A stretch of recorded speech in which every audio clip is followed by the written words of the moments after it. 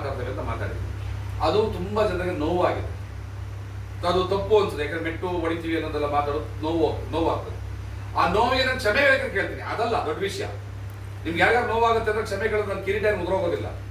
ಆದ್ರೆ ನೀವು ಅರ್ಥ ಮಾಡ್ಕೋಬೇಕಾಗಿರೋದು ಏನು ಅಂತಂದ್ರೆ, ಇಷ್ಟು ಒಳ್ಳೆ ಗೌರವಿತವಾಗಿ ಹೋಗ್ತಾ ಇರುವಂತಹ ಒಂದು ರಥಯಾತ್ರೆ ಸರ್ಕಾರಕ್ಕೆ ಪದೇ ಪದೇ ಪದೇ ಪದೇ ಪದೇ ಪದೇ ಮನವಿ ಮಾಡ್ತಾ ಇದ್ರು. ನಮಗೆ ನಾವು ಚಾವಟಿಗಳಲ್ಲಿ ಉಡ್ಕೊಂಡ್ರು, ನಮ್ಮ ರಕ್ತವನ್ನ ದಾನ ಮಾಡಿ, ಎಷ್ಟು ಕುಡಿತೀರಿ ನೀವು ರಕ್ತ ಕುಡಿದು ಬಿಡಿ ನಮ್ದು ಹೋಗ್ಲಿ ಅಂತ ಸರ್ಕಾರಕ್ಕೆ ನಮ್ಮ ರಕ್ತವನ್ನ ದಾನ ಮಾಡಿ ಆಗ್ರಹಿಸಿದ್ರು ಕೂಡ. ಅರೆಬೆತ್ತಲೆ ಮೆರವಣಿಗೆ ಮಾಡಿದ್ರು, ಪಂಜಿನ ಮೆರವಣಿಗೆ ಹಿಡ್ಕೊಂಡು ಹೋದ್ರು, ಹೊರಕೆ ಜಾಥಾಗಳನ್ನ ಮಾಡಿದ್ರು, ನಮ್ಮ ನೋವನ್ನ ಎಷ್ಟು ಹೇಳ್ಕೊಂಡ್ರು. ನೀವು ನಮ್ಮ ನೋವನ್ನ ಪರಿಗಣಿಸದೆ ನೀವು ಬಡ್ತಿಗಂಡ ತುಂಬ್ತಾ ಹೋದ್ರೆ ಆಕ್ರೋಶ ಬರೋದಿಲ್ವಾ? ನಾನು ಮಾತಾಡಿದ ಮಾತು ನಿಮಗೆ ಅಷ್ಟು ನೋವನ್ನು ಉಂಟು ಮಾಡಬಹುದಾದ್ರೆ, ಈ ಸಮುದಾಯದ ಸಾವಿರಾರು ಜನ ವಿದ್ಯಾರ್ಥಿಗಳ ಬದುಕಿನ ಜೊತೆ ನೀವು ಮಾತಾಡ್ತಿರುವಾಗ, ಈ ನನ್ನ ಸಮುದಾಯದ ಸಾವಿರಾರು ನೌಕರರ ಒಂದು ಅಭಿವೃದ್ಧಿಯನ್ನ ಕಡೆಗಣಿಸಿ ಅವರ ಕಣ್ಣೀರಿಗೆ ನೀವು ಕಾರಣ ಆಗ್ತಿರುವಾಗ, ಈ ಸಮುದಾಯದ ಯೂನಿವರ್ಸಿಟಿಗಳಲ್ಲಿ ಓದ್ತಾ ಇರುವಂತಹ ನನ್ನ ಸಮುದಾಯದ ವಿದ್ಯಾರ್ಥಿಗಳ ಭವಿಷ್ಯದ ಜೊತೆ ನೀವು ಆಟ ಆಡ್ತಿರುವಾಗ, ಕೆರ ಒಲಿಯೋ ಜಾತಿಯಲ್ಲಿ ಹುಟ್ಟಿರೋ ನಾನು, ನನಗೆ ಕೆರ ಒಲಿಯೋದು ಗೊತ್ತು, ಕೆರ ಉಪಯೋಗಿಸೋದು ಗೊತ್ತು ಅಂತ ಅನ್ನೋದು ಬಹಳ ದೊಡ್ಡ ಅಪರಾಧ ಕಾಣುತ್ತೆ ಅಂತಂದ್ರೆ ವಿಷ ಕೊಟ್ಬಿಡಿ ಕೊಡಿಸೋದು. ನಿಮ್ಗೆ ಅಷ್ಟು ನೋವಾಗೋದಾದ್ರೆ ಆಯ್ತು, ನಾವು ಕ್ಷಮೆ ಕೇಳ್ಬೇಕಾ, ಕಾಲಿಗೆ ಬೀಳ್ಬೇಕಾ? ಮಂದಕೃಷ್ಣ ಮಾದಿಗ ಅವರು ವೆಂಕಯ್ಯ ನಾಯ್ಡು ಅವರು ಕಾಲಿಗೆ ಬಿದ್ದಾಗ ನಾನು ಟೀಕೆ ಮಾಡಿದ್ದೆ, ಸಮುದಾಯದ ಗೌರವವನ್ನು ಇನ್ನೊಬ್ರು ಕಾಲಿಗೆ ಇಡ್ತಾ ಇದ್ದೀರಿ ಅಂತ.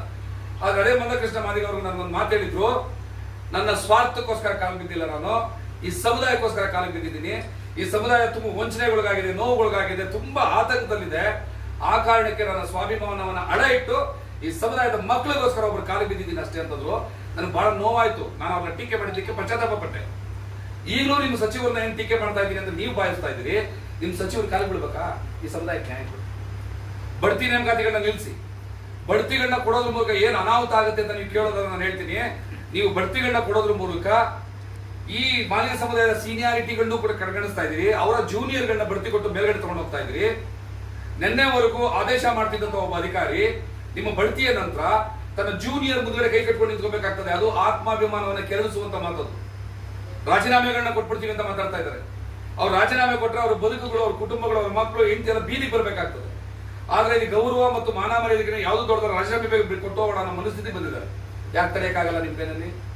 ನಾವಿಷ್ಟೆಲ್ಲ ರಿಕ್ವೆಸ್ಟ್ ಮಾಡ್ತಾ ಇದ್ದೀವಿ, ಕೈ ಮುಗಿತಾ ಇದ್ದೀವಿ, ಬೇಡ್ತಾ ಇದ್ದೀವಿ, ಈ ಸಮುದಾಯನ ಕಡೆಗಣಿಸ್ಬಿಡಿ, ನ್ಯಾಯ ಕೊಡಿ ಅಂತ ಕೇಳ್ತಾ ಇದ್ದೀವಿ. ಆದ್ರೆ ಅದು ಕೊಡಲ್ಲ. ನಾನು ಅಹಂಕಾರವನ್ನೇ ತೋರಿಸ್ತೀನಿ, ದುರಹಂಕಾರವನ್ನೇ ಮೆರಿತೀನಿ, ನನಗೆ ಕೊಬ್ಬಿದೆ, ನಾನು ಬಡ್ತೀನಿ ತುಂಬಿರ್ತೀನಿ, ನೀವ್ ಏನ್ ಮಾಡ್ಕೊತೀರ ಮಾಡ್ಕೊಡ್ರಿ ಅಂತ ಹೋದ್ರೆ, ನಾನು ನನ್ನ ಸಮುದಾಯಕ್ಕೆ ನಾನು ಯಾರೋ ಒಂದು ದಾಳಿ ಮಾಡಿ ಹೊಡಿರಿ ಅಂತ ಹೇಳ್ತಲ್ಲ. ನಾನು ನನ್ನ ಸಮುದಾಯಕ್ಕೆ ರಿಕ್ವೆಸ್ಟ್ ಮಾಡ್ತಾ ಇದ್ದೀನಿ, ನಿಮ್ಮ ಕಾಲೋನಿಗಳಿಗೆ ಬಂದಾಗ ನೀವು ಮಾತಾಡ್ಬೇಡಿ, ನಿಮ್ಮ ಮೆಟ್ಗಳು ಮಾತಾಡ್ತಾರೆ ಅಂತ. ಅದ್ರ ಅರ್ಥ ಏನು? ಹೊಡೀರಿ ಅಂತ ಅಲ್ಲ. ನಾವು ಅದರ ಮೂಲಕ ಪ್ರತಿಭಟನೆಯನ್ನು ದಾಖಲಿಸ್ತೀವಿ. ನಾವು ಕೆರಾವಲೆ ಜಾತಿ ಬಿಟ್ಟಿದ್ದೀವಿ. ಚಪ್ಪಲಿ ನನ್ನ ದೇವರು, ಮಾದರ ಚೆನ್ನಯ್ಯ ಅರಳಯ್ಯ ಚಪ್ಪಲಿಯನ್ನು ಒಂದು, ಅರಳಯ್ಯನವ್ರ ಚಪ್ಪಲಿಯನ್ನು ಒಂದು ಬಸವಣ್ಣವ್ರು ಕೊಟ್ಟಾಗ ಇದು ಶಿವನಿಗೆ ಅರ್ಪಣೆ ಆಗ್ಲಿ ಅಂತ ಆ ಚಪ್ಪಲಿ ತಲೆ ಬೆಳಿಕೋತಾರೆ.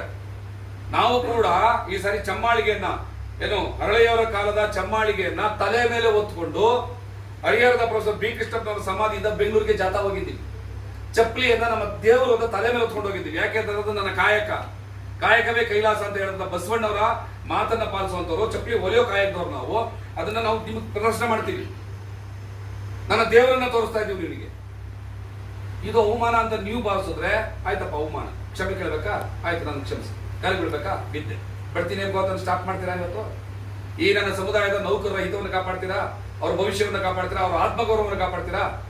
ನಾನೊಬ್ಬ ಕಾಲಿಗೆ ಬಿದ್ದರೆ ಏನೇನು ಕಿರೀಟ ಉದ್ರೋಗಲ್ಲ. ಇದನ್ನ ಅರ್ಥ ಮಾಡ್ಕೊಳ್ಳಿ.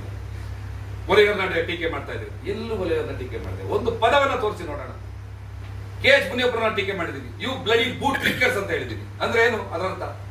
ಆಡಳಿತಗಾರರ ಬೂಟನ್ನು ನೆಕ್ಕುವಂತ ಮನಸ್ಥಿತಿಗೆ ನೀವು ತಲುಪಿದ್ದೀರಿ ಅಂತ. RB ತಿಮ್ಮಾಪುರ ಮಾತಾಡಿದ್ದೀನಿ. ನೀವು ಅಧಿಕಾರಿ ಸಚಿವರಾಗಿ ಎಣ್ಣೆದಲ್ಲಿ ಓನರ್ ತರ ಮಾಡ್ತಾ ಇದ್ದೀರಿ. ನಿಮ್ಗೆ ಎಣ್ಣೆ ಮತ್ತು ತಿಳಿದಿಲ್ವಾ? ನಿಮಗೆ ಕುಡಿದು ಮಲಗಿದ್ದೀರಾ ನೀವು ಅಂತ ಕೇಳಿದ್ದೀನಿ. ಯಾವ ಮಾದಿಗ ಸಮುದಾಯದ ಮುಖಂಡ ಬಂದು ನನ್ನ ಪ್ರಶ್ನೆ ಮಾಡಲಿಲ್ಲ, ಯಾಕಪ್ಪ ನನ್ನ ಜಾತಿಯವನ್ನ ನೀನು ಬೈತಾ ಇದ್ದ ಅಂತ ಕೇಳಿಲ್ಲ. ಮಾದಿಗ ಸಮುದಾಯಕ್ಕೆ ಅರ್ಥ ಆಯ್ತು, ಈತ ಬೈತಾ ಇರೋದು ಮಾದಿಗರನ್ನಲ್ಲ, ಮಾದಿಗರ ಜಾತಿಯ ಹೆಸರನ್ನು ಹೇಳ್ಕೊಂಡು ಅಧಿಕಾರನ ಅನುಭವಿಸ್ತಾ ಇರುವಂತಹ ಸ್ವಾರ್ಥಿಗಳನ್ನ ಇವ್ರು ಕೇಳ್ತಾ ಇದ್ದಾರೆ ಅಂತ ಅರ್ಥ ಆಯ್ತು. ನೋಡಿ, ನನ್ನ ಜೊತೆ ಕೂತಿದ್ದಾರೆ. ನನಗೆ ಎಚ್ ಸಿ ಮಾದೇವಪ್ಪನೋ, ಪರಮೇಶ್ವರ್ ಅವ್ರನ್ನೋ, ಖರ್ಗೆ ಅವ್ರನ್ನೋ ನಾನು ಕೇಳ್ತೀನಿ ಅಂತಂದ್ರೆ ಅದ್ರ ಅರ್ಥ ನಾನು ಆ ಜಾತಿಯನ್ನ ಬೈತಾ ಇಲ್ಲ, ಆ ಪಕ್ಷದ ಏಜೆಂಟ್ಗಳವರು. ಅದು KH ಮುನಿಯಪ್ಪ ಇರಲಿ, RB ತಿಮ್ಮಾಪುರ ಇರಲಿ, ಎಚ್ ಸಿ ಮಾದೇವಪ್ಪ ಇರಲಿ, ಅವರು ಪಕ್ಷದ ಏಜೆಂಟ್ಗಳು ತರ ನಡ್ಕೋತಾ ಇದ್ದಾರೆ. ನಾನು ಇನ್ನೂ ಒಂದು ಚಾಲೆಂಜ್ ಮಾಡ್ತೀನಿ. ಅವ್ರು ಯಾವತ್ತಾದ್ರೂ ಕೂಡ ನನ್ನ ಸಮುದಾಯದ ಹಿತವನ್ನ ಕಾಪಾಡೋಕೆ ನಾನು ಬದ್ಧನಾಗಿದ್ದೀನಿ ಅಂತ ಎಲ್ಲಾದ್ರೂ ಮಾತಾಡಿದುಂಟಾ? ಯಾವ್ದಾದ್ರು ವೇದಿಕೆ ಮೇಲೆ ತೋರಿಸ್ತೀರಾ ನೀವು? ಯಾವತ್ತಾರು ಸಂದರ್ಭ ಬಂದಾಗ ಅವ್ರು ಏನ್ ಹೇಳ್ತಾರೆ ಅಂದ್ರೆ, ನಾನು ನನ್ನ ಪಕ್ಷದ ನಿಷ್ಠ ಸೇನಾನಿ, ನನ್ನ ಪಕ್ಷ ಏನ್ ಹೇಳ್ತೋ ಅದನ್ನ ಕೇಳ್ತೀನಿ ಅಂತ ಹೇಳಿದರೆ ಹೊರತು ನಾನು ನನ್ನ ಜಾತಿ ಬಾಂಧವರು ಏನ್ ಹೇಳ್ತಾರೋ ಅದನ್ನ ಕೇಳ್ತೀನಿ ಅಂತ ಹೇಳೇ ಇಲ್ಲ.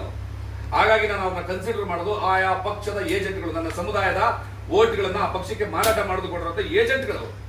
ಆ ಏಜೆಂಟ್ಗಳಿಗೆ ನಾನು ಹೇಳ್ತಾ ಇದ್ದೀನಿ, ಸಮುದಾಯಕ್ಕೆ ಅನ್ಯಾಯ ಮಾಡಬೇಡಿ, ಒಳ್ಳೇದಲ್ಲ, ನಿಮ್ಮ ಮನೆಗಳಿಗೆ ಮುತ್ತಿಗೆ ಹಾಕ್ತೀವಿ, ಕೊನೆಗೆ ನಮ್ಮ ಪ್ರಾಣ ಕೊಟ್ಬಿಡ್ತೀವಿ, ನಮ್ಮ ರಕ್ತ ಬೇಕಾದ್ರೆ ನಿಮ್ಗೆ ಎಷ್ಟು ಕುಡಿತೀರಿ ತೆಗೆದು ಕೊಟ್ಬಿಡ್ತೀವಿ, ನನ್ನ ಸಮುದಾಯಕ್ಕೆ ನ್ಯಾಯ ಕೊಡಿ. ಇದು ಇವತ್ತಾಗಿರುವಂಥದ್ದು. ಆದ್ರೆ ಉದ್ದೇಶಪೂರ್ವಕವಾಗಿ ಇದು ಕರ್ನಾಟಕದ ಸಮಸ್ತ ವಲಯ ಸಮುದಾಯದವರು ಎಲ್ರಿಗೂ ಗೊತ್ತು. ಭಾಸ್ಕರ್ ಪ್ರಸಾದ್ ಆಗ್ಲಿ ಅವರ ತಂಡದವರಾಗ್ಲಿ ಯಾವುದೇ ಸಮುದಾಯನ ಟೀಕೆ ಮಾಡುವ ಮನಸ್ಥಿತಿಯವರಲ್ಲ, ಅವ್ರಿಗೆ ಆ ಗುಣವೂ ಇಲ್ಲ. ಆದ್ರೆ ಅವರ ಹೋರಾಟದಿಂದ ನಾಳೆ ಏನಾದ್ರು ಕ್ಯಾಬಿನೆಟ್ ನಾಳೆ 11ರ ಕ್ಯಾಬಿನೆಟ್ ಇದೆ, ಬಡ್ತಿ ನೇಮಕದ ಆದೇಶ, ಅದು ತಡೆಯ ಆದೇಶ ಏನಾದ್ರು ಬಂದುಬಿಟ್ರೆ ನಮಗೆ ದೊಡ್ಡ ಹಿನ್ನಡೆ ಆಗ್ತದೆ, ನಮ್ಮ ಸ್ವಾರ್ಥ ಹೋಗ್ಬಿಡುತ್ತೆ ಅನ್ನೋ ಕಾರಣಕ್ಕೆ, ಆ ಗೆಲುವು ಆಗಬಾರದು ಅನ್ನೋ ಕಾರಣಕ್ಕೆ, ನಮ್ಮ ಹೋರಾಟಕ್ಕೆ ನ್ಯಾಯ ದಕ್ಕಬಾರದು ಅನ್ನೋ ಕಾರಣಕ್ಕೆ ಮಾನಸಿಕವಾಗಿ ನಮ್ಮನ್ನು ಕುಗ್ಗಿಸುವಂತ ಕೆಲಸವನ್ನು ಮಾಡ್ತಾ ಇದ್ದಾರೆ. ನಮ್ಮನ್ನ ಮಾನಸಿಕವಾಗಿ ಕುಗ್ಗಿಸ್ಬಿಟ್ರೆ ನಮ್ಮ ಹೋರಾಟನ ಹಿನ್ನಡೆಸಬಹುದು ಅಂತ. ಆದ್ರೆ ಮಾನಸಿಕವಾಗಿ ಕುಗ್ಗೋದಕ್ಕೆ ನಾವು ಅರಬರಕ್ಲೆ ತಿಳುವಳಿಕೆಯಿಂದ ಬಂದಂತವರಲ್ಲ. ಈ ಮನಸ್ಸನ್ನ ಬಹಳ ಗಟ್ಟಿಯಾಗಿ ಇಟ್ಕೊಂಡಿರುವಂತದ್ದು, ಸದೃಢವಾಗಿ ಇಟ್ಕೊಂಡಿರುವಂತದ್ದು, ನಾವೇನ್ ಕೆಲಸ ಮಾಡಿಕೊಂಡಿದ್ದೀವಿ ಅನ್ನೋದ್ರ ಬಗ್ಗೆ ಬಹಳ ಸ್ಪಷ್ಟತೆಯನ್ನು ಇಟ್ಕೊಂಡಿರುವಂತದ್ದು, ಧೈರ್ಯವನ್ನ ಇಟ್ಕೊಂಡಿರುವಂತದ್ದು. ಇಲ್ಲಿ ಯಾವುದೇ ಆಪಾದನೆಗಳು ಬಂದ್ರು, ಏನೇ ತೊಂದರೆಗಳಾದ್ರು ಅವ್ರ ಮೇಲೆ ಹಲ್ಲೆ ಮಾಡೋಣ, ಅವ್ರ ಬಸ್ಸಿಗೆ ಕಲ್ತೂರೋಣ, ಅವ್ರು ಬಂದಾಗ ಅವ್ರ ಮೇಲೆ ಅಟ್ಯಾಕ್ ಮಾಡೋಣ,